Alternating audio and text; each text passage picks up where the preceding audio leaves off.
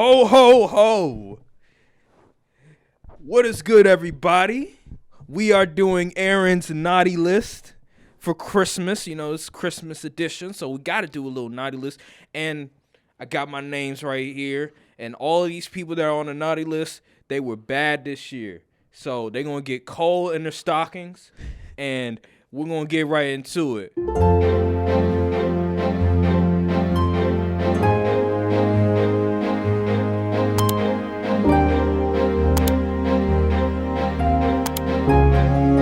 What is good, YouTube? This your boy Aaron, and this is the Courtside View podcast, and this is the Christmas special. Why are you laughing? Because I just realized you had that hat on. Yeah, you know what I'm saying? Merry Christmas, everybody. Happy New Year. Merry Christmas, Hanukkah, all of those, Kwanzaa and all of that. Yeah, all of that good stuff. So we're going to get down to it because, number one, it's crazy that we're going to have football and we're going to have NBA on Christmas Day. That's unbelievable. Like, in the past, I would never think this is possible, but now, because, you know, the NBA, generally, that's their day, and, you know, ratings and all that stuff can jeopardize some things. Finally, the NFL, well, then again, it is on Sunday, so it's a perfect storm. Sometimes I don't know how I feel about that. I don't know how I feel about just having all of that on one day. Well, most of the NFL games suck anyway, and NBA Christmas ain't been good in years. Well, we'll get into that, but let's talk about just what happened last week. I think it was week 15 of the NFL. And let's start it off. Let's start off with, let's see here. You know what? Let's go to Cowboys game because I think that was the most interesting one. And actually, I wouldn't say it's the most interesting one, but I say it has the biggest headlines because there's something happened in the game. Now, before we get to the Cowboys, I have to say this because last week we talked about Trevor Lawrence, and I had my skepticisms. I was like, I'm not going to crown him yet. I ain't going to lie.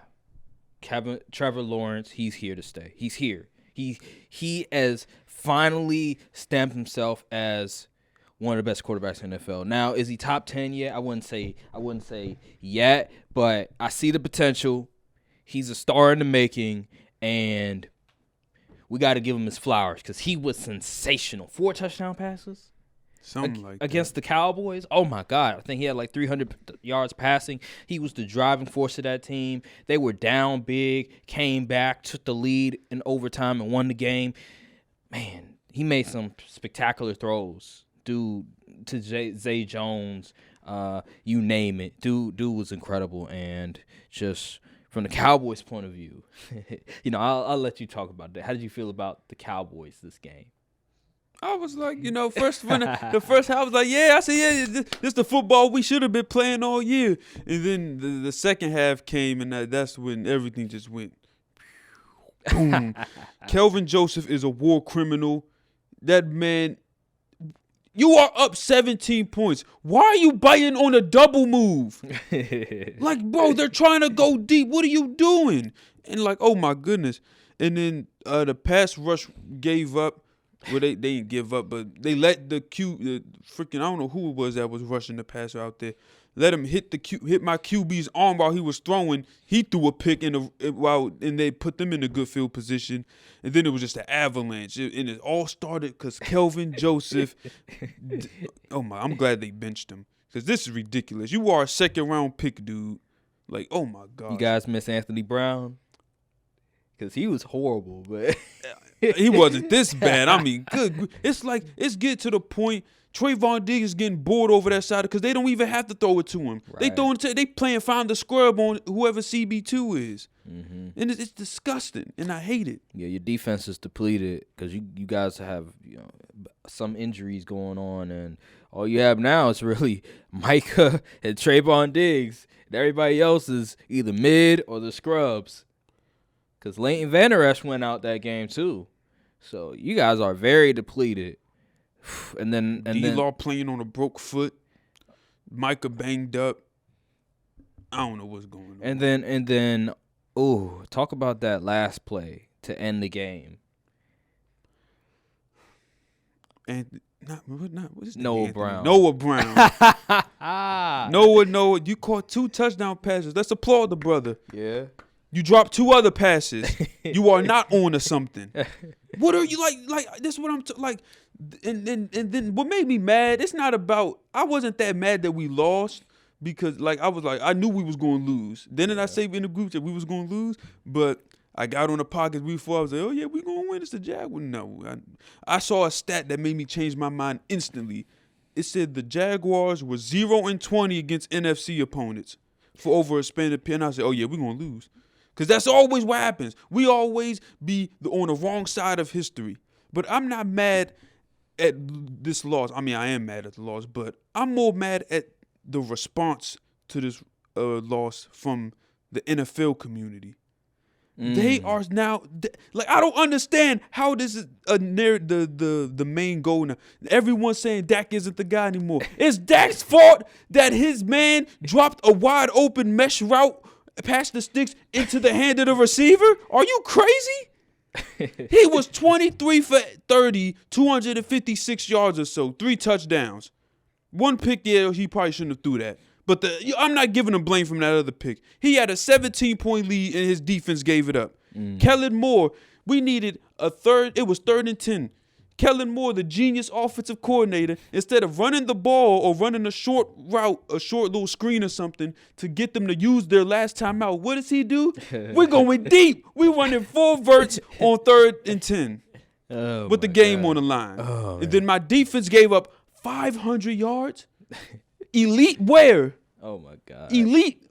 Come on, son. Bunch of frauds. Come on, son. This is what we not going to do. I'm not going to sit and let the I Am Legend monsters come up here and just talk, repeat the same. That's why I call them the I Am Legend zombies, because they just say the same things. Oh, you can't change their mind. They don't watch film. They don't analyze the game properly. They look at the game. They don't watch the game. Because if you were watching the game, you would understand Dak is one of the last reasons we lost this game. Man.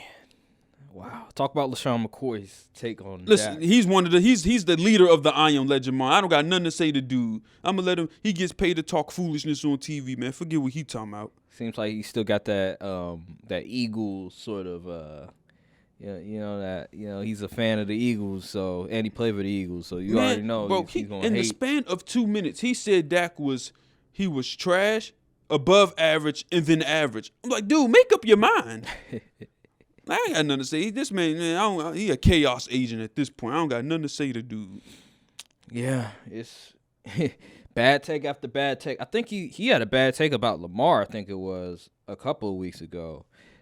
So, yeah, he's been, when it comes to bad takes, he's definitely on that list. Like, it's nothing subjective when it comes to him. It's a lot of bias going around. I don't know what his agenda is, but you can tell that LaShawn McCoy, it's something going on. Something's wrong. So, yeah. You know, the thing about that makes this loss worse is the fact that Jalen Hurts probably won't play for the rest of the season. I wouldn't say that. He'll probably not at least play the this next game. 2 games. Yeah, that's a possibility. If we would have won, we could have been competing to get number 1 in the division. That's why you handle your business, but nope. The Cowboys never cease to amaze me. They do this every year. Every year. It's like, oh, my God, we're looking like a Super Bowl contender. ESPN, I remember after you guys beat the Vikings, they gave you guys the highest percentage of going to the Super Bowl. I think it was in the NFC. And I was like, what? You guys not even leading your division. They giving you the highest percentage. I was like, they jinxing them. They just jinxing them because ain't no way. Ain't no way. And now you guys are in this position right now where you made the playoffs, but you don't look very well. You guys might be 1-out depending on who you play. Now, if it's Tampa, then you'll probably beat Tampa. But if it's another team, good luck. Okay, let's before the panic button starts, everybody like, oh my gosh, the season. No, stop it. You gotta think. Look at the wins. I'm not letting one loss negate all the wins that we had. Look at all the people that we beat that were formidable at the time or are formidable. We beat the Bengals, who are dark horses to win the AFC. We beat the Giants twice, who is a playoff team. That's 3 wins against good competition. We beat the brakes off the Vikings. Mm-hmm. We beat the Lions, who are pretty much almost in the playoffs if they win next week. Mm-hmm. And then we beat who else we beat? I'm not gonna count the Rams at the time, even though they still were decent. They weren't really the Rams. Yeah. It's another team I forgot though. Yeah. Well, in any event, y'all know what it is. But like those 5 wins outweigh those 4 losses. Let's think of the 4 losses. Oh yeah. Commanders don't really count now. So the 4 losses we have: Tampa Bay week 1. I'm not counting that. Okay. Because it's week 1. I don't really put too much weight on week 1. Then we lost to the Eagles, best team in the league, right? Okay, that's fair. We lost to Aaron Rodgers. I mean, come on now. and then we lost to a super hot Jags team that's fighting for a playoff berth. These aren't bad losses. Okay. I haven't seen any evidence. Whoa, losing to Aaron Rodgers. The Packers are struggling.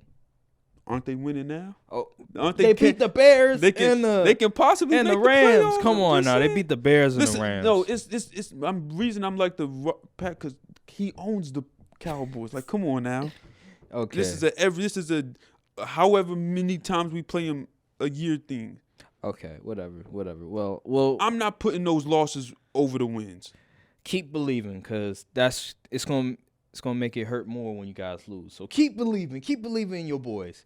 But let's get to the next set of games. And I actually looked at the playoff season right now, and as it stands, if we beat Tampa Bay, guess who we play? Play Minnesota?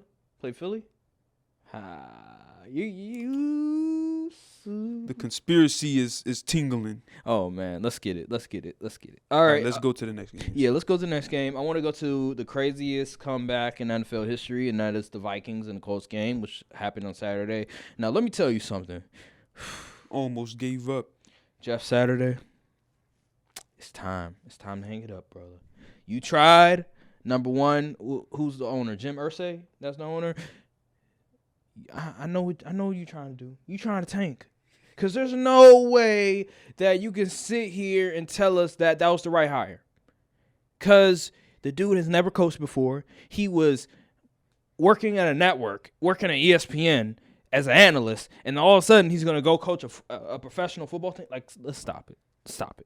And the fact that they were up 33-0 against the Vikings, right? And this is not the Eagles. This is not no formidable. Well, they are kind of formidable. I wouldn't say that.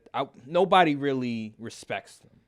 Let's say they lost 43. What was it? 40-3 to the Cowboys at home.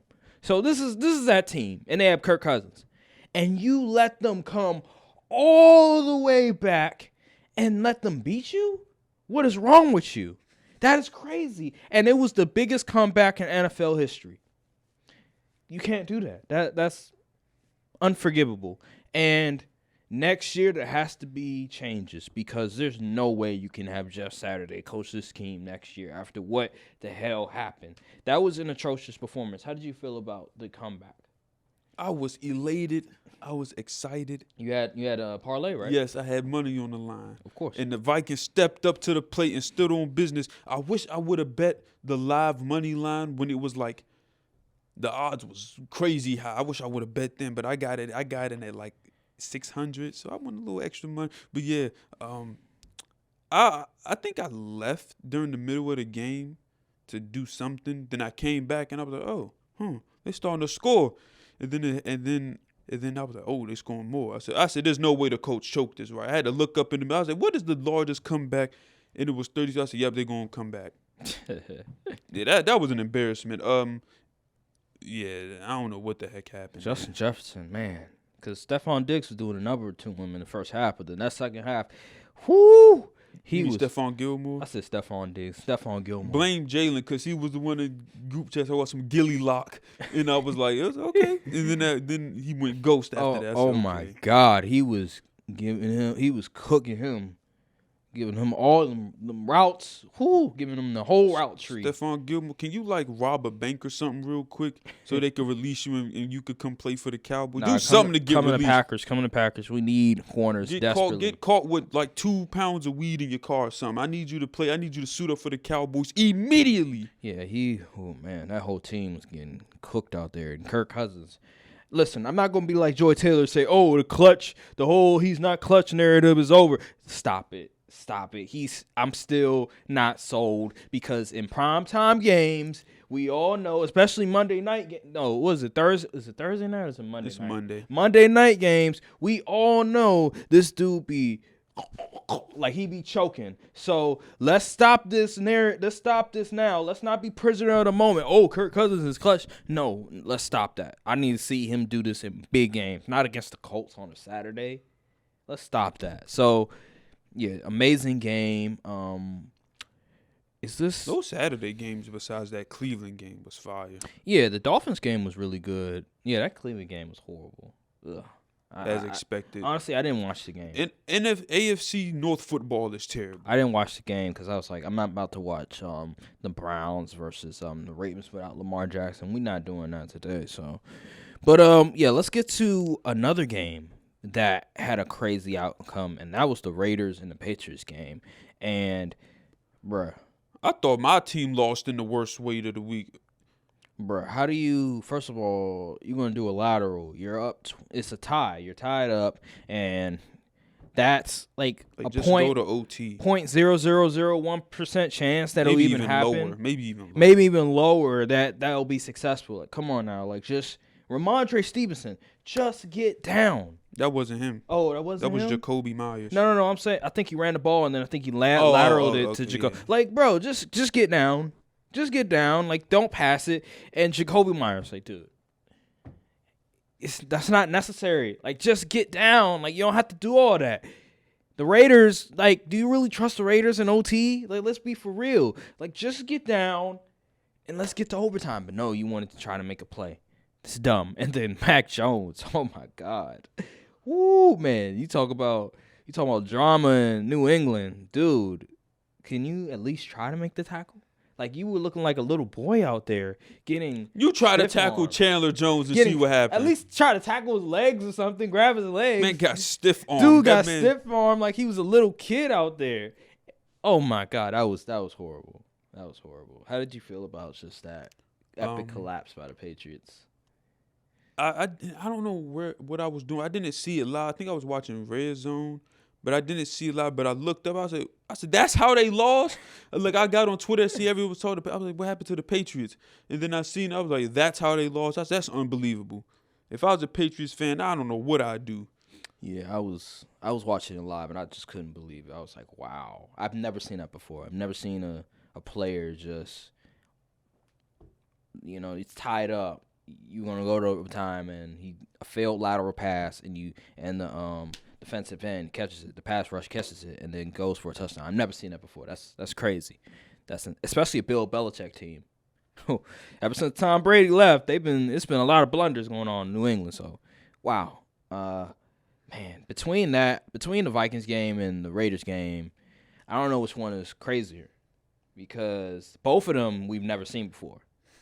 I don't know which one's crazy, but we'll get to that later. So let's go to the next game, and let's see here. Oh, let's go to the Bills and the Dolphins game. That was a really good game as well. I was expecting a snow game. I'm over here betting. It did snow at the end, though. Barely. I'm talking about a real snow game. It was cold. It was cold as hell up in there. But, yeah, that was a fun game. And the Dolphins, they had a shot, really. It was just a matter of, them third down plays. I was just like, it's 3rd and 1, run the ball. You guys are running the ball successfully. Why are you passing it? And I felt like the reason why the Dolphins lost, those were critical moments in the game where it was 3rd and 1 and you decided to pass instead of throw. And you can say some of that is Tua not being that great of a player, but at the same time, I don't know if the receivers are necessarily open, but Mike McDaniels, he made the wrong decision in those instances because they were up in the full quarter, but Josh Allen being Josh Allen, getting the team down the field, And the Miami Dolphins defense, I don't know what happened. They just choked. And like the cornerback, dude, the cornerback didn't even look back, I think it was. He didn't even look back and got the pass interference. I'm like, bruh. I think if he would have looked back, I think he would have been all right. I don't think the wide receiver would have caught it. So just blunders like that where you just scratching your head. It's like, damn, if the cornerback would have just looked back, they would have had a shot to win the game. But nope. They had to screw it up, and Josh Allen won the game. Were you impressed by Tua in this game? Because the weather wasn't all that right, and then it started snowing in the end. So how'd you feel about Tua that game? He played better than I thought he would. I thought it would be a lot more short passes and a lot more run game things, but he threw the ball pretty well. I think he threw for what, 230 something? Yeah, and like 2 touchdowns. I mean, he played better than I thought he was, considering the weather conditions. So I think Tua, he played the best that he could probably play in that sort of weather. That's how I examined it. But at the same time, I feel like because of his limitations, that you look at how Josh Allen was able to roar back and get his team, sort of carry his team on his back and like win the game. I just think that when it comes to just Tua and his limitations, that's like sort of the downside of having him as your quarterback, because he's not going to be able to do what Josh Allen did for the Bills, right? Just carry his team, put the cape on, and win the game like that in those type of conditions.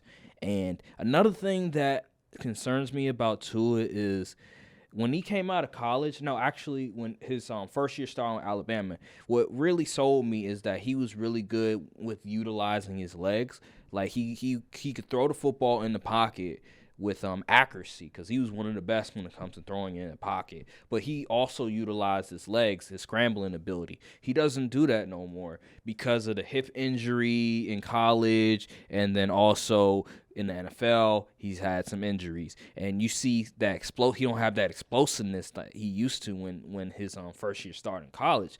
So him just being a statue in the pocket, like you see a lot of the times where there's instances where he could just run for it, but he decides to stand in the pocket. When you're 6 feet tall and you have the pass rushers coming, and now there's faster linebackers, it's going to be very problematic. So I don't know if it's necessarily because he can't run as well, or if he's scared because of the concussions, if it's in his head.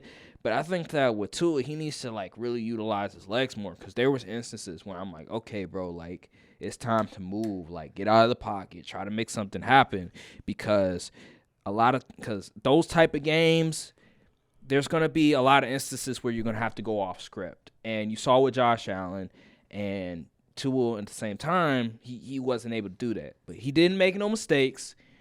The running game was phenomenal. And I don't know why the Dolphins, I said this last week, where you utilize the run game more. Like these coaches, I'm thinking like sometimes they want the quarterback to make all the plays. Like they make it, it's so simple. Who said that? It's so simple. Just run the ball. And they ran the ball and they were successful, but it came down to the defense, and ultimately they lost. I was impressed by the Dolphins. They have the Packers coming up this week. I'm very conflicted about that game because I'm a Tua fan, but also a Packers fan. So I'm trying to figure out who do I want to win. So yeah, we'll get to that later. Business. But yeah, that was a great game. So let's get to the next batch of games, and let's go to. Let's see who we got. Oh, let's go to that Jets game. Who did the Jets play? They played the Lions. Okay. I said the Lions was going to win. Yeah, that was because I know that was an easy one. That's an easy one. So, Zach Wilson, right? Zach Wilson started, and the game was pretty boring. Dan Orlowski, he wasn't very impressed by Zach Wilson's performance, because he said there was maybe a few throws where it was on script, but the rest, like a lot of the plays that he completed, were off script plays. So he wasn't really impressed because if it's not off script, then more likely he's not going to be able to complete the passes. And there was like instances. The reason why he was getting benched is because he couldn't complete the easy money throws, like short passes. There was that one interception, just an ugly interception where he threw it to somebody. I forget who it was, but the wide receiver, it wasn't even close. It was just like, what the hell was that? And it's just the same old. And now I'm hearing people on Twitter posting like, oh my God, Robert Saleh, the way he's doing these Zach Wilson, he's doing them dirty. I'm like, how? They gave him all this. They gave him all of these weapons. They gave him a solid OC that Matt LaFleur's brother, I think Mike LaFleur. Mm-hmm. They giving him a good defense, so they don't have to put everything on him. A solid running game. I don't understand what he went wrong. They even gave him so many chances. Like, it wasn't until he just looked god off. Like, they gave him, when did he get benched? Like week 10, week 11? He got benched as soon as he got on the podium and said he didn't feel like he let the defense down. That's when they said, you're out of here. Exactly. So it's not like they didn't give him no chance. He just didn't deliver. That's really what it is. So I don't want to hear, he's not being consistent on who starts, who benches, who's third string. Bro, because they don't have a quarterback. Obviously, just because he's the second pick doesn't mean he's going to just get 1,000 chances. They gave him so many chances already. How'd you feel about the game? Oh, I didn't watch it. You didn't watch it? I seen like, because I think they played the same time the Cowboys played, so I ain't watching. So I saw like flashes on Red Zone here and there, but people, the Lions fans people that was watching, they said it was pretty boring. Yeah, it was, because not a lot of scoring. No scoring for a Lions game, only 20 points. Yeah, because the Jets' defense is really good. Even without Quinn and Williams, they were really good. So got to give the Lions credit. They're 7-7, I believe it is. They have an opportunity of making the playoffs. They just got to win out. Yeah, they just got to win out, and so we'll have to see about that one. Shout out to the Lions and Dan Campbell. Yeah. Next on the agenda, we got. Let's get the irrelevant games out. No one cares about the Steelers and Panthers. Yeah, I thought the Panthers were going to win. That was just money. Yeah. I bet the money line. I was wrong. I was like, damn it. But yeah, and then we have Cardinals, Broncos. No one cares. Yeah, nobody cares about that game at all. Sorry. Chargers. Chargers.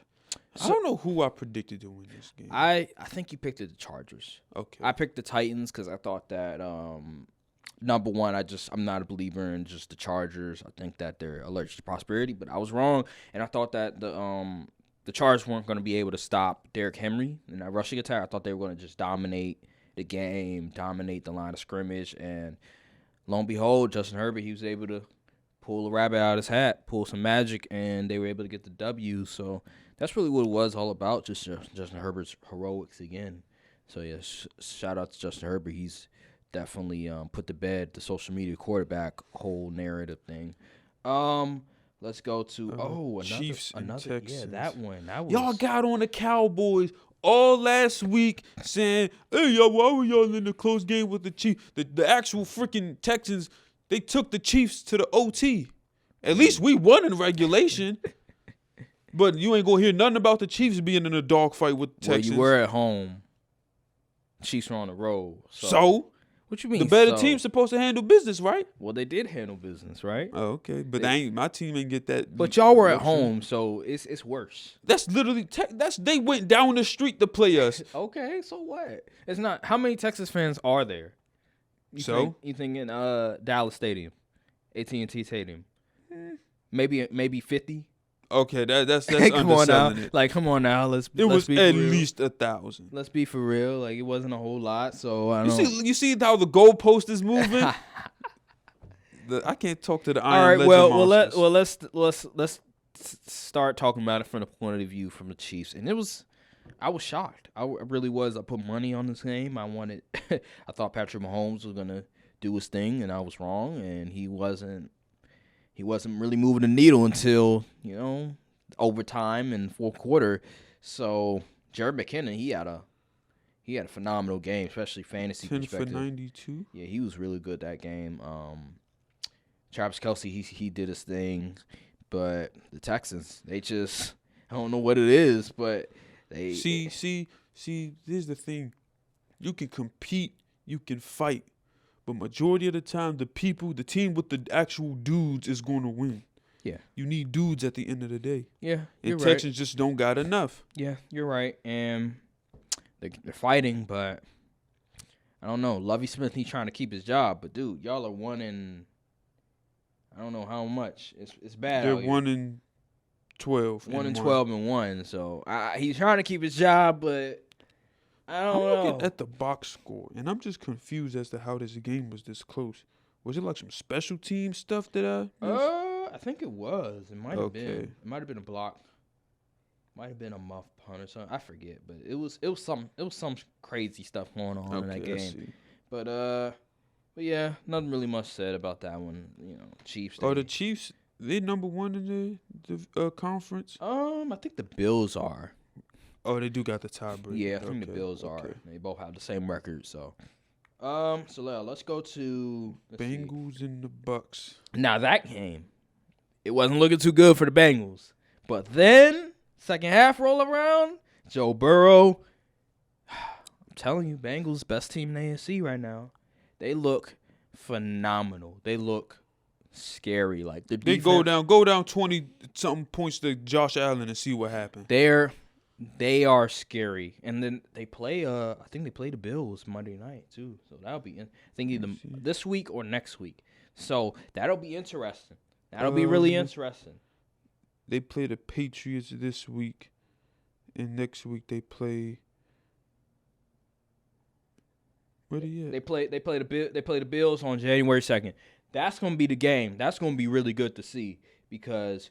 We'll see how the Bengals and the Bills, like who's the better of the two. Oh yeah, they play them January 2nd. Yeah. That's gonna be interesting to see. But the Bengals, I'm a believer. They have it all. The defense is just like with last year. The defense starts getting hot. They getting all the players back. Everybody's healthy. The Bengals, they looking like I actually saw a video explaining how the Bengals like. Kind of fix the their blocking issues by they're lining up like Lyle Collins like further away from the left guard. Yeah. I mean right guard, because like usually it's a certain amount of space that all teams use when as far as pass blocking, but they made Lyle Collins go a little more wide so Joe Burrow could have a little more time in the pocket because it's going to take more time to go around to get to the QB. And I was like, that's interesting. Yeah, the line has gotten a lot better. I think Dan Orlovsky, I think he broke down like I think it was the defense, but the defense has been really playing. So yeah, salute to the Bengals. And the Buccaneers continue to now I think it's 2 more games, and this one Giants Commanders. Oh my God, oh Lord, the refs. They had money on this game because dude, how the hell? So Terry McLaurin. He was lining up, right, and he was talking to the ref. He was asking, yo, am I good? Like, am I all right? And the ref, according to Terry McLaurin, he said, yeah, you're good. Pointed to him, gave him the thumbs up. And then all of a sudden, flag, offsides. And I'm like, yo. No, it was illegal formation. Oh, illegal formation. Because I think they said it was no eligible receiver somewhere. I think because they didn't have a tight end out there. So they said he had to be lined up directly on the line of scrimmage or something like that. I don't know. Yeah, and so he's like, bro, you just told me I was good, and now you're going to throw a flag? So, and then also I think in the end zone there was no call for, I think it was pass interference, a missed call for pass interference. I know how that feels. So yeah, the refs, they were just horrible that game at the end. That pass interference was bad, but Kayvon Thibodeau got illegal hands to the face on that same play, so that's an offsetting penalty. Yeah, and Kayvon Thibodeau, he was sensational that game. He was dominant. They made that man look like I don't know who out there. Michael Parsons out there. Pick is looking a little worse and worse. Yeah, Kayvon Thibodeau. Even though he's good. Yeah, because Kayvon Thibodeau, he's it just took him a minute been because one of the best rookies in the league when it comes to I think it's hurries, I think it was, or pressures. Oh. I think it's pressures or hurry or something like that. So he's always been like making his name known. It's just a matter of getting the sacks, getting the fumbles. And this game, he had a coming out party. He was extremely dominant, looking like the top 5 pick. That was he top 5 pick? I think he got picked 6. 6. Well, I mean, the reason why the Giants selected him is 6 for a reason. So, yeah, he was sensational. The Commanders, they just keep letting us down. The offense, they got so much weapons, but Scott Turner is terrible. Yeah, he's terrible, and then the quarterback is very limited. They need a quarterback. Please don't get a QB. Listen. If I was the Commanders, Green Bay, Green Bay, what you want for Jordan Love? Oh, give us Really? fourth They'd be round better pick. off drafting. 4th round pick. Okay, we'll take Jordan Love because Colin Cowherd said Derek Carr. No. Jordan Love, you can get him for a 4th round pick. He still has potential. Against, I think it was the Eagles, he made some throws that gives you a lot of optimism. I'm just saying, if I was the Commanders, I would take a shot at Jordan Love. He's not going to cost a whole lot. I mean, what else you got? You going to get Derek Carr, trade for Derek Carr? Like, really? He really moves the needle. No. You guys need a quarterback that can play. Like, I'm talking about that has potential to be really, really good. Like, at least on the ceiling, at least like Dak level, right? Where he can potentially get you guys to 2nd round. Not a Derek Carr who will get you to the playoffs. You lose in a while. Like, no, I'm talking about win a playoff game at least, right? And so at least take a chance, take a flyer on Jordan Love. Maybe there's something there. That's what 4th round pick. That's not terrible. True. Yeah. So Commanders, they just stuck in the same situation. And then the last game. Thanks for winning enough games to mess up your draft pick. And then the last game, Rams and Packers. Nobody was surprised by this. Like, come on now. Like, really. It was cold in Green Bay. It was like 15 degrees, that shit. It was really cold. I don't know how people stand in that cold. God. Not me. Dude. Imagine sitting down on the – like, I remember I was at that point, you do not sit down. I went to a Maryland football game, and it was like 4 degrees out. Bruh, felt like I was sitting on ice. It was that cold on the bleachers. I wouldn't even been sitting down. I've been standing the whole game. Now, imagine sitting on a bleacher or whatever it is in 15-degree weather. Bruh. Like, that's crazy. That's insane. But anywho, just talking about the game, the Packers did a really good job in the running game. A.J. Dillon, Aaron Jones, they were phenomenal that game. Aaron Rodgers, he was okay. I wouldn't say he had a great game. Like, he made that boneheaded interception. That was horrible. Like, I don't know what that was all about. And then Christian Watson, not knowing to play. Could have had a touchdown if you knew to play, sir. That's one of the problems with this year. The rookie wide receivers not knowing the plays. That's why we'll take Christian Watson off your hands if y'all don't want him. Please, we need all the help we can get. Nah, we'll keep him because next year he's gonna be like that. He's gonna be a dog. But him and Romeo Doubs, they're definitely a future. We just need maybe a couple more pieces on the offense end to really help out Aaron Rodgers. But on the Rams side of things, Baker Mayfield, what do you expect? Like, dude, he's a backup quarterback. Like, this that was a one-time thing last week. Yeah, that was an anomaly. That was a Linsanity moment, right? Linsanity moment, And yeah, man, the Packers, they people are like, oh, are they going to go to the playoffs? No, they're not going. They're not going to playoffs, bro. But we'll talk about that later. I don't know if they win out, which I don't know if that's gonna happen because they got to play the Dolphins, and they gotta also beat the Lions weeks 18, and the Lions probably not going for that. Yeah, but we'll talk about that later. So let's get to week 16. Let's pick the games now, and the Thursday night game. This is interesting because Zach Wilson's gonna be playing, and we got Trevor Lawrence on the other side. So Jacksonville and the Jets. Who you got this game? I have the Jaguars in this game because if you pay attention to the AFC South, I believe, if they win out, they could potentially win their division. Yeah, they could. So they're gonna be ready to go, and they've been on they're on a win streak, I believe, a 3 or 2 game win streak, and they beat a team that's better than the Jets in my Cowboys. So. They will be on the road on Thursday night. You know how it is with road teams on Thursday night. It's very slim. It's Zach Wilson. I can't trust him. It's the Jets defense. Might get Quentin Williams back.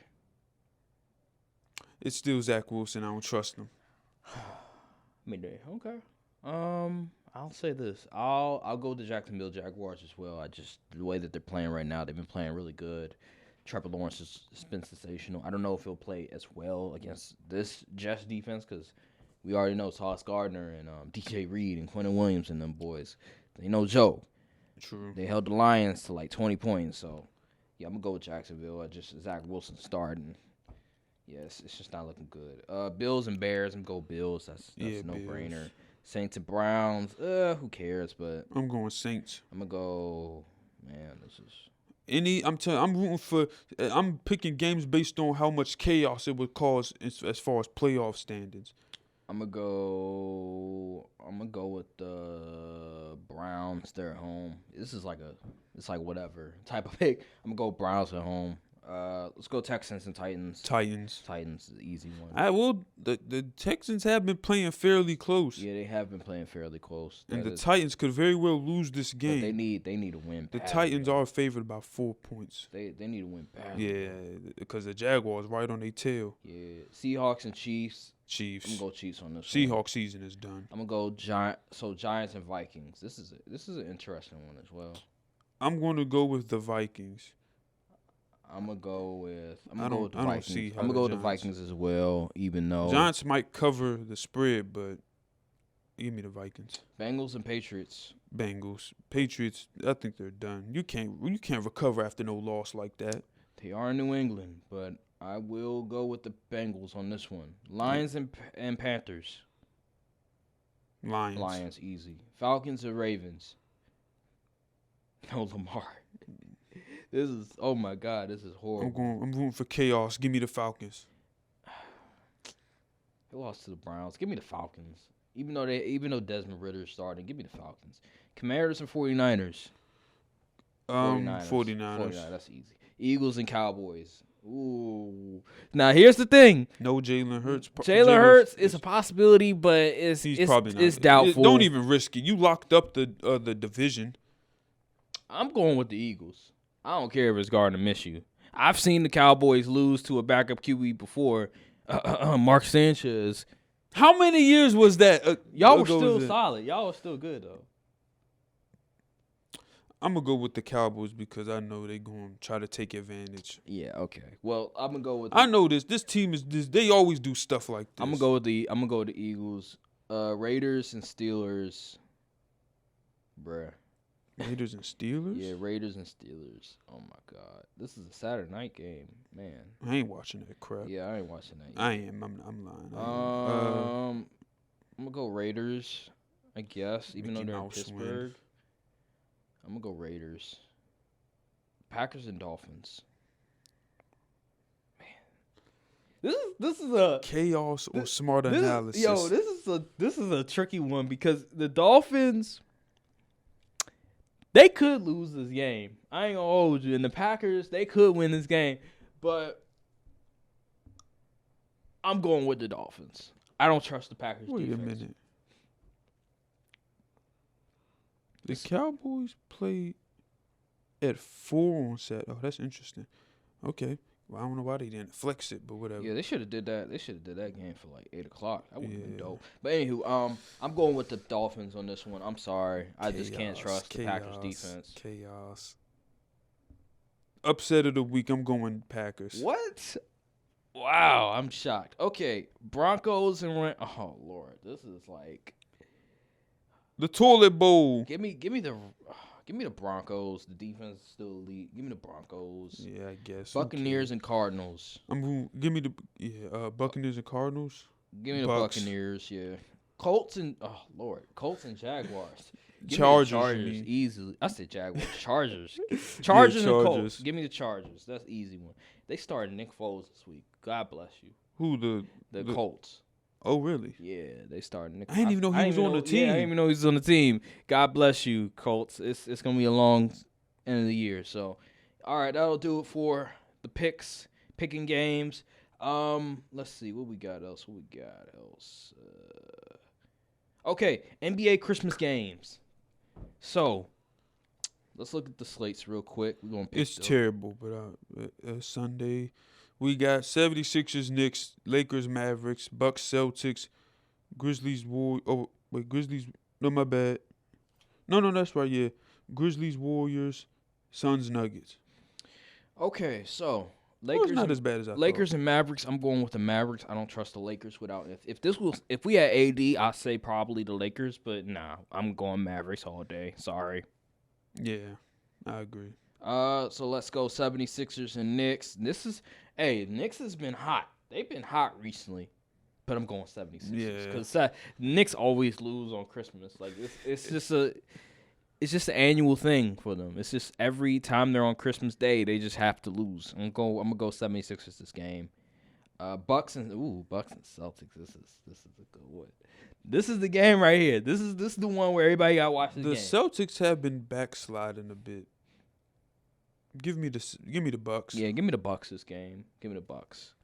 Oh Lord. Grizzlies stomp. John Moran is playing, so I'll watch it. But Grizzlies and Warriors, give me the Grizzlies. Like, no Stephen Curry. This is pretty much they just lost to the Knicks last night by like 20 or something. Like, it was bad. So. Yeah, it was like 20 points. Yeah, Suns and Nuggets. Now this one is an underrated one because the way Jokic is playing last night. Oh my God, them passes.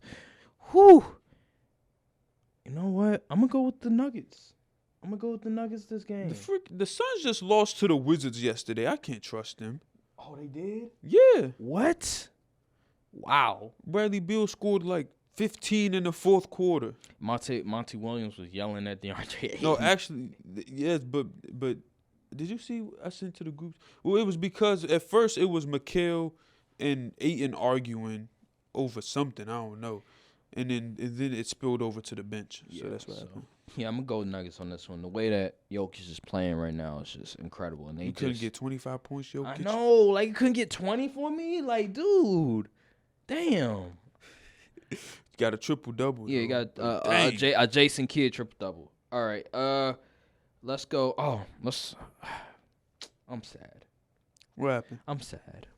Anthony Davis. What did they release any new news or something? Well, it's expected that he's gonna be out for at least a month. I thought we knew that already. Yeah, I'm just saying that's the expectation. Okay.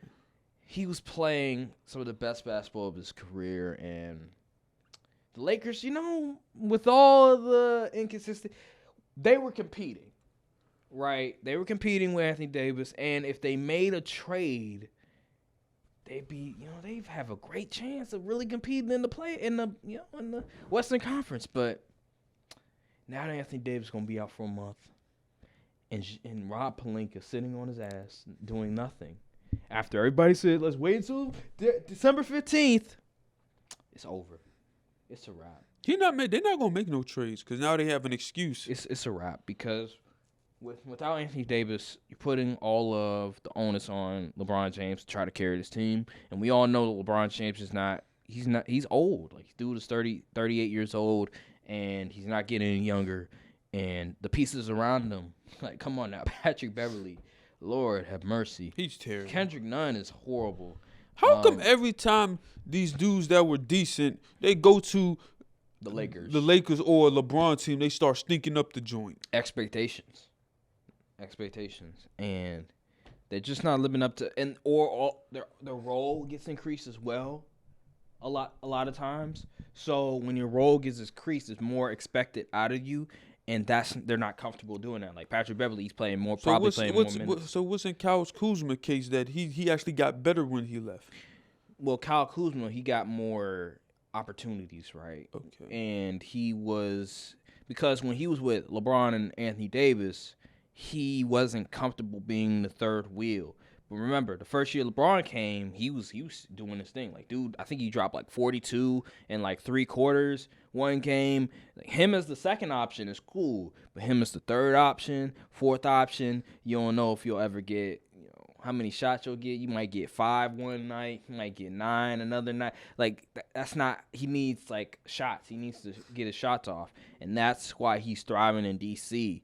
And me personally, I wouldn't sign him to an enormous deal because for the Lakers specifically, if we sign him to like a Jordan Poole type of deal, which he might get, he's not going to put up the same numbers as he did in Washington, or let alone the same efficiency.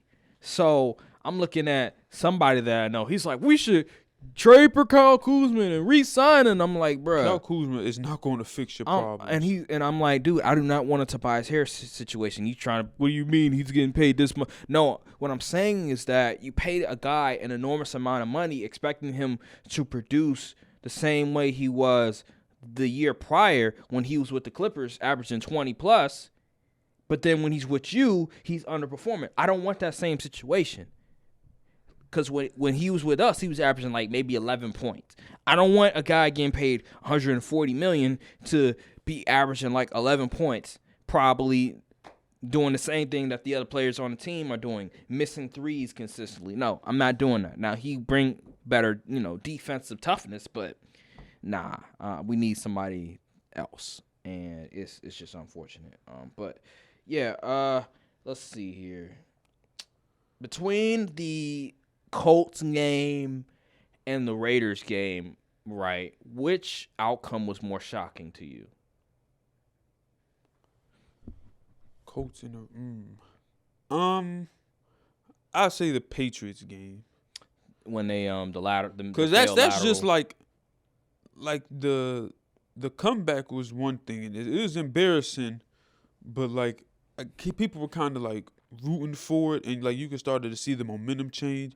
But that Raiders and Colts and Pats game, oh my goodness, that's just idiocy right there. CTE was at work in that last play, because like, what would possess you to do a lateral when you're tied up from your own end zone, and then throw the lateral to Mac Jones of all people? And Chandler, it's not like he was open. Chandler Jones was literally sitting. He was standing right there. Like, I don't know. Man, Vegas must have made a call or something, because I cannot comprehend why you would do such a thing.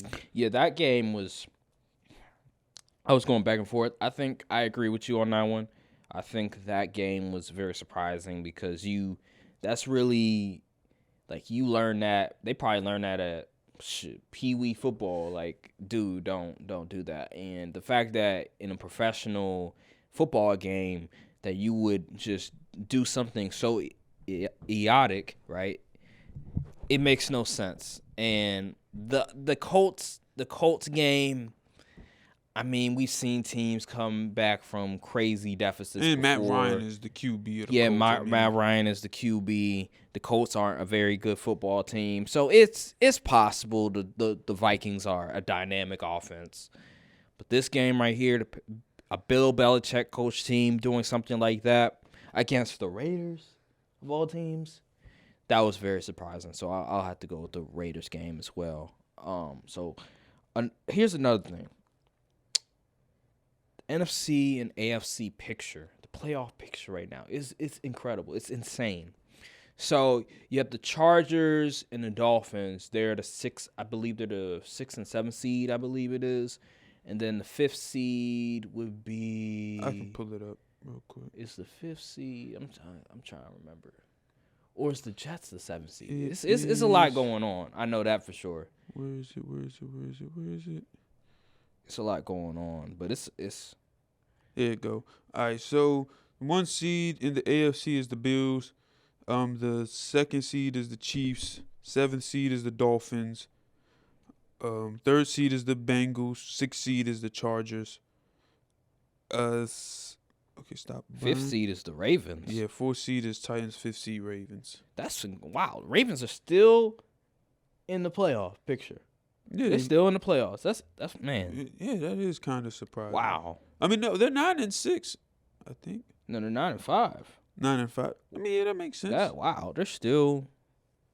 Hey, Lamar comes back, they can do a little bit of something. But then they lost Devin Duvernay. Now they signed Sammy Watkins. Oh God, Lord, that is horrible. Another washed receiver. But yeah, then on in the NFC side, it's Philly number 1, Minnesota number 2, San Francisco number 3, Tampa Bay number 4, which is number 5 Dallas, number 6 New York, and number 7 Washington, and that's where I say that's like that conference NFC is like very interesting. NFL, please, for the love of God, please change the playoff seedings to just record base. No, it doesn't make any sense that the freaking Buccaneers should get a home game. I think it creates urgency, more urgency. I guess for the fans particularly, it brings more. If you want to see a home playoff, your team better play better.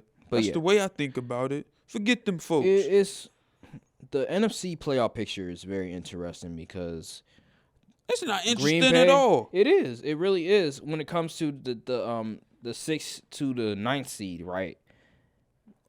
And who's going to make it? Because in order for Green Bay to make it, they have to win out. They have to win their final 3. And the Giants have to lose their the Giants next have to 2 lose, out of 3. Yeah. And the Commanders got to lose too. Yeah, or the Commanders. And the Seahawks got to lose 2 which is possible. out of their last 4. And the Commanders, they don't have a easy schedule at all. They play San Francisco, they play Cowboys, and the Browns. They play the Browns. So it's not no cupcake. It's not no cupcake schedule. Giants, on the other hand, it's more likely that they'll probably make the playoffs.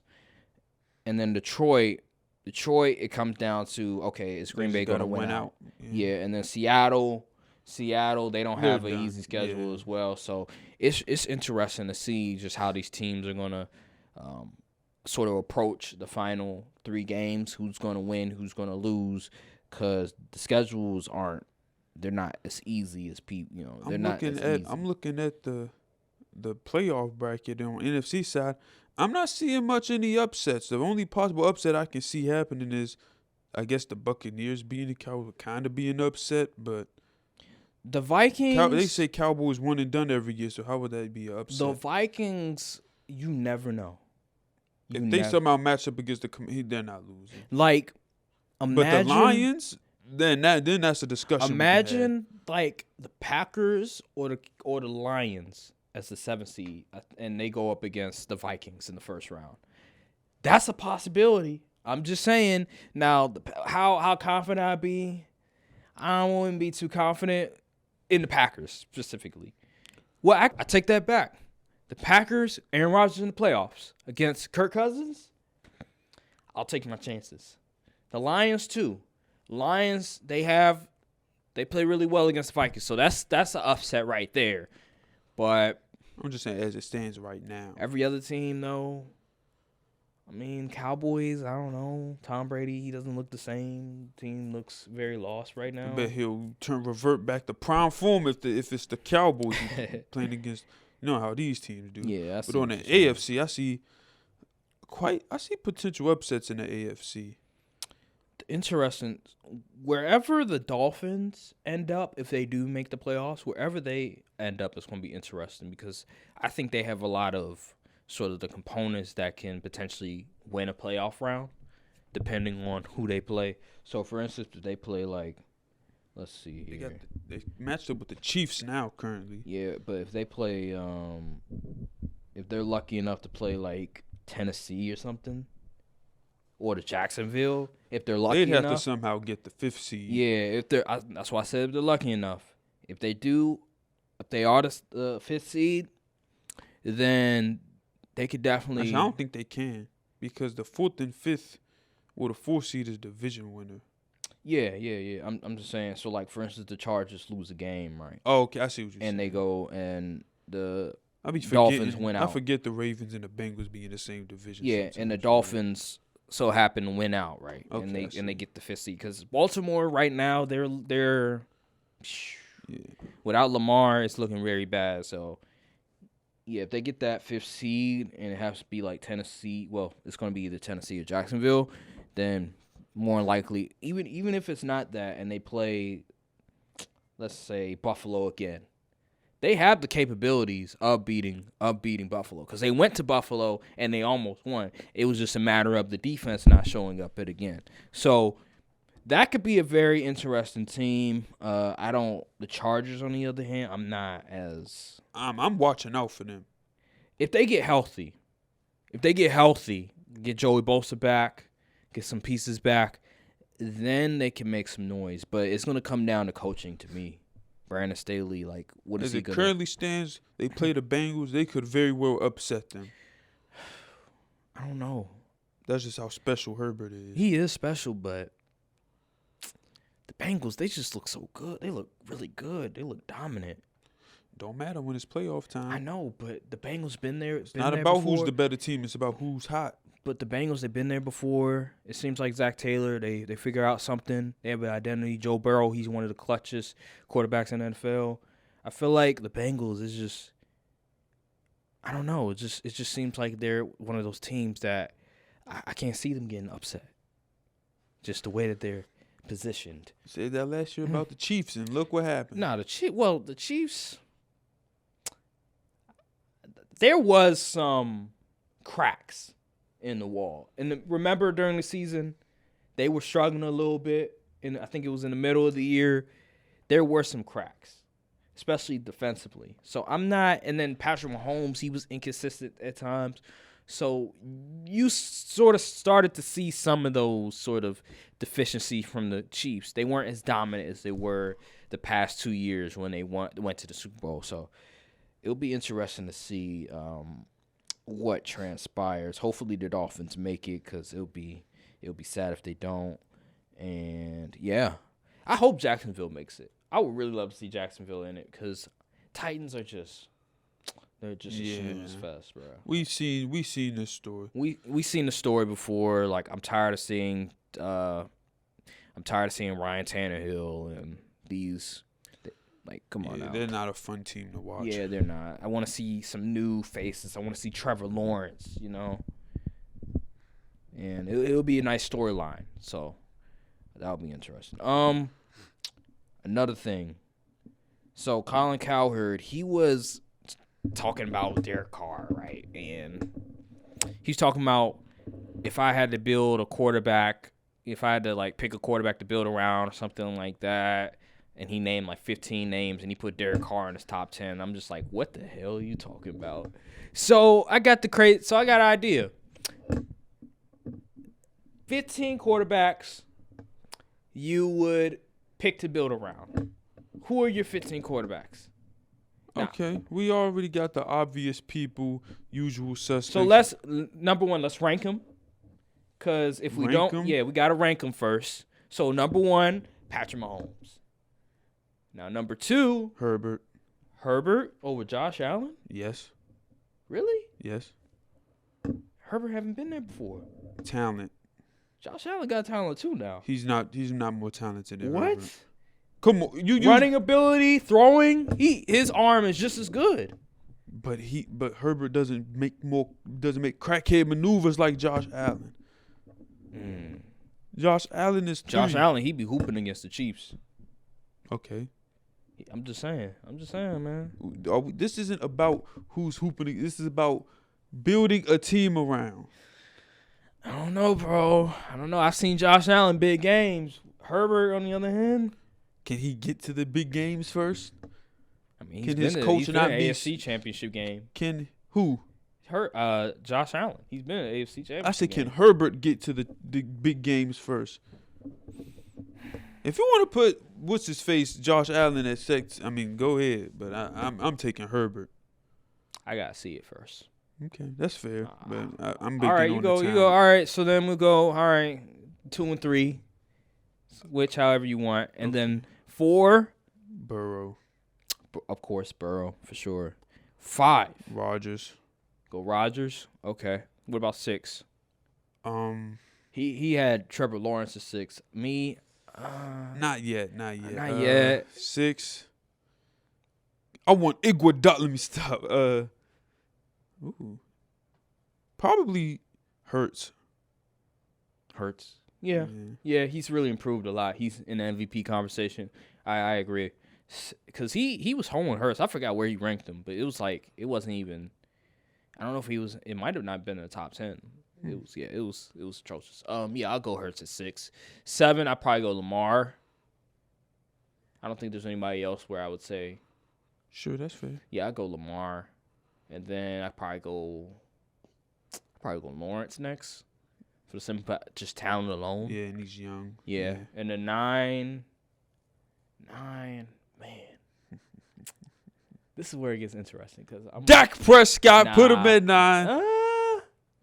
Dak at 9. Yes. Give him, bro. Let me tell you something. Give him a good offensive coordinator that knows what he's doing and just doesn't just call plays randomly, but actually has a scheme, and give him the wide receiver talent. Oh my goodness, son, he would have won multiple Super Bowls. Give me Justin Fields at 9. Yes, sir. I'm a believer. You already know. You see how your phone felt after you said that? Give me Justin Fields. You know you wrong. Give me Justin Fields at 9, bro. I like Fields, but not over Tua. Yes. Oh, that's interesting. Yes, over Tua for sure. Then I'll go Dak at 10. Then I'll go for 11. Who are the other cool QBs? For 11. Man.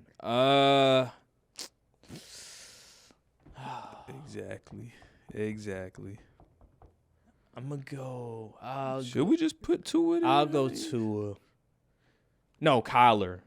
Oh, yeah. Give me Kyler. No, I'm going to go Kyler over Dak. Oh, you crazy. I'm going to go Kyler at 10. Absolutely not. Then I'm going to go Dak at 11. Then I'm going to go Tua. And then I'm going to go. I'm trying. Kyler Murray. Okay. Who I go at 12? People going to be upset we No, don't put 13. Brady on there, but he's old. Yeah, I'll go Brady. Screw it, I'll go Brady. He That's almost retired. Who's building the team around him? Kyler. I think Kyler's at. I put Fields at 9. Put Kyler at 10. Dak at 11. Tua at 12. Brock Purdy. Let me stop. I'll go Brady at 13. Then I go Kurt at 14, and I'm gonna go 15. I probably go. Oh, Jared Goff. No, I forgot about Stafford. But his arm, I know his arm is cooked, but he won a Super Bowl. He was hooping. See, thing is, they didn't build a team around Matt Stafford. Matt Stafford was part of the building of the team. But he played really good football. He threw for didn't he throw for 40 touchdowns? I don't know. I know he led the league in interceptions. But he had 4,500 yards. I think he might have had 40 touchdowns. He had a really good year that year. Yeah, he did. But, and he won a Super Bowl. He was clutch against Tom Brady. Currently, I don't know. He was clutch against Tom Brady. But as it stands now, who you gonna put him on? You gonna put Jared Goff over him? I'm trying to think. No way you gonna put Derek Carr over Jared Goff. No way. Is there any QB's looking kind of rough? Yeah, that's what I'm saying. That's what I'm saying. Ryan Tannehill. What we doing? No. What we doing here? Yeah, you might have a point. Daniel Jones. Come on now. No. So I probably put Matthew Stafford at, I think it's 14. 14. What about Geno? Geno? Is he too old? Man, that's a good one. I still put Stafford over Geno. I think Geno, he's had a really good year, but I need to see more. It's a Mickey Mouse year. Yeah, it might be. Who you never know, but I need to see more. So I probably go. I probably go Stafford. They might not draft a QB with that top pick, the Lions, which is dumb. Oh, the Lions? Yeah. Well, the Lions. What's their picks? They have they're getting the top 5 pick because the Rams suck. So. Well. And they'll probably get. They'll probably have another pick in the 20s. Well, if you think about it, Jared Goff has been playing really well, and if they make the playoffs, then especially with the defense looking as bad as it is, makes sense. It makes sense to go defense on that one. Get a Jalen Carter, get a Will Anderson to bolster that defense. So that makes sense. I get it. If it's Will Levis, nah, I'm good. I'm really good. All the draft people are wrong. The scouts are wrong. He is not the top QB prospect. Please hire better scouts. Yeah, it's Bryce Young by a mile. It's no question about it. But yeah, that's so it's Mahomes. You can pick either Josh Allen or Justin Herbert. Those are 2 and 3, and then 4 is it Hurts? No, Burrow. 5 is Rodgers. 6 is Hurts.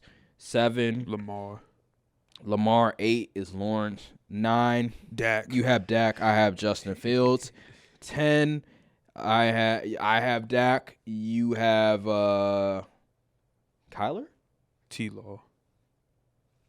T-Law. Trevor Lawrence. Oh, you have Trevor Lawrence at 10. Wait, why would I put him? Oh, I put him too early. What am I doing?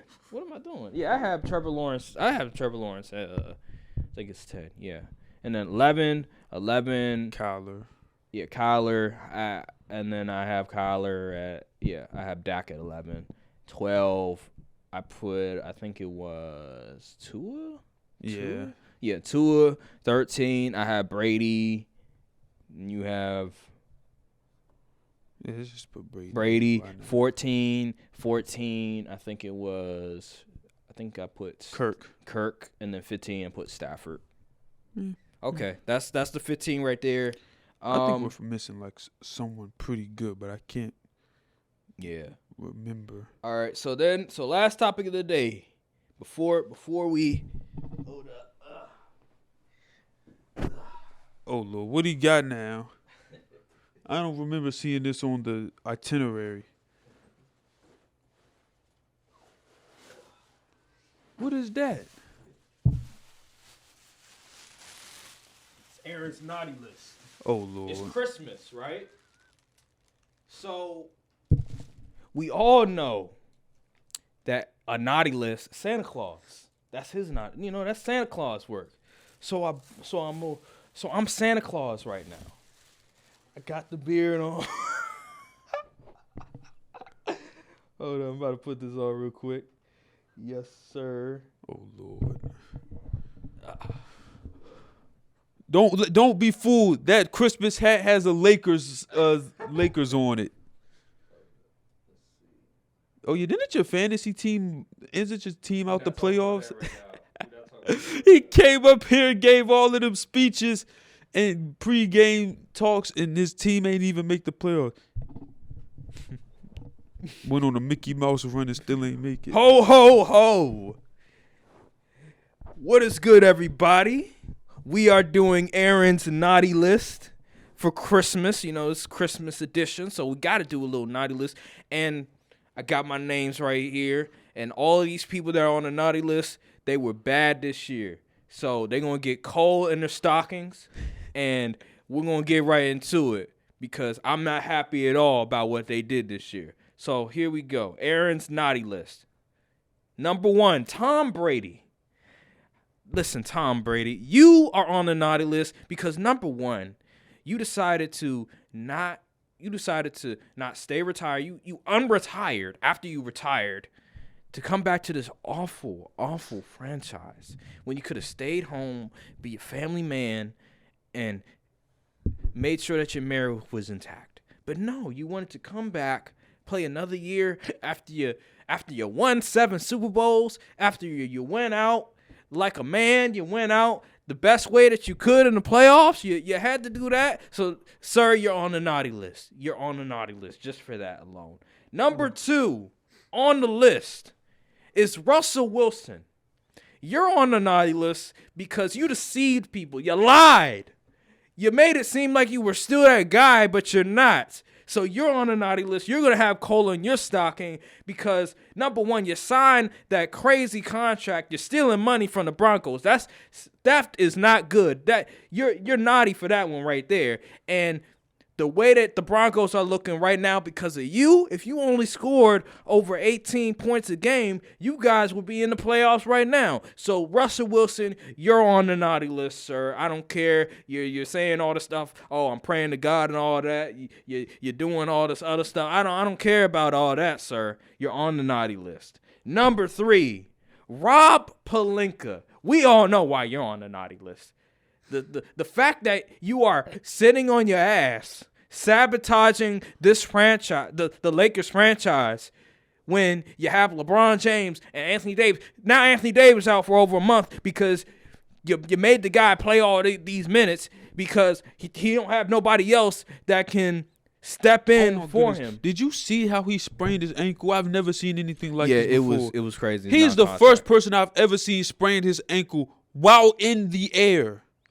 Yes, Rob Pelinka, you're on the naughty list. If we would have had Miles Turner and Buddy Hield, Anthony Davis, he'd be playing less minutes, and probably he would have avoided that situation. But no, you wanted to sit on your ass, keep those 2 future first round picks. Disgraceful. You're on the naughty list, sir. All right, so then we go to, let's see. We go to the Ravens organization. Y'all are on the naughty list. You know why? The fact that you never gave your franchise quarterback any help. Self-sabotage his career because you don't want to pay him all of the money. Shameful. Shameful. Who's the owner's name? Steve Bisciotti, whatever his name. I think that's his name. You, sir, are on a naughty list with the rest of the Ravens organization. The fact that Lamar Jackson gave you guys MVP, like he won the MVP for you guys at I think the youngest to ever do it. Shameful. And he delivered a number 1 seed. Y'all should be ashamed of yourself. And won a playoff game. Unbelievable. So let's go to the next one. Zach Wilson. You're on the naughty list, sir, because you like in the press conference when they asked you a question about your performance and did you let the defense down, you said no. Shameful. No Unbelievable. accountability. And then also another thing, you the number 2 overall pick. They gave you all of these weapons. They gave you all of this stuff, and you still played bad. You still let your teammates down. A disgrace. You should be ashamed of yourself. You're on the naughty list. You deserve coal as well. And that this nonchalant attitude of yours, you need to get it together. Get it together. Let's go. I think we got 3 more. Aaron Rodgers. Aaron Rodgers. Interesting. Aaron freaking Rodgers. Number 1. In the offseason, you didn't decide to, go to minicamp, go to OTAs, try to get reps with your wide receivers, your new wide receivers, your rookie wide receivers. And then also, you not doing a good enough job. Pretty much, you're the reason why Devontae Adams left because he didn't know if you were going to come back because you were contemplating retirement.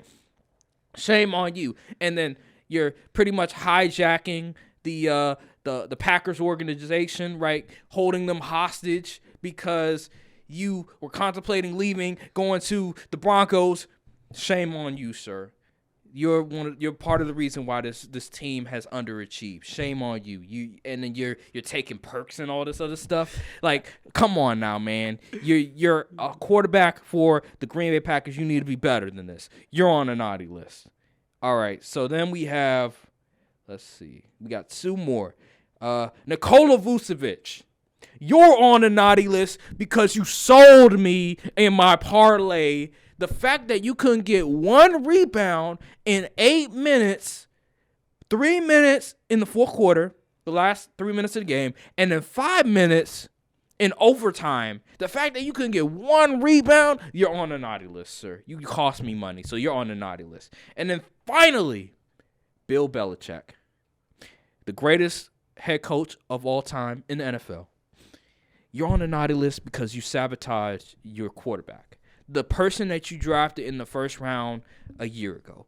How could you do that to your quarterback? You're going to assign a defensive coordinator as the offensive coordinator? Are you kidding me? After what Matt Patricia has done with the Lions, do you have CTE, Bill Belichick? What are you doing? And the fact that the Patriots offense looks this bad, the onus stops with you. And you're on a naughty list as well for the fact that you can't you want to do it your way. You never want to listen to other people. You have to be the smart guy at everything. Like you have to, I'm gonna put Matt Patricia as the offensive coordinator and watch this. Ego. Your ego is too big. You have coal in your stocking, and that is my naughty list. I'm surprised you ain't put Joe Barry on there. I won't put Joe Barry on there. But y'all, this is everybody that's on the naughty list. They have been very bad people this year, and I wanted to tell them that they don't deserve any presents. They deserve coal in their stockings.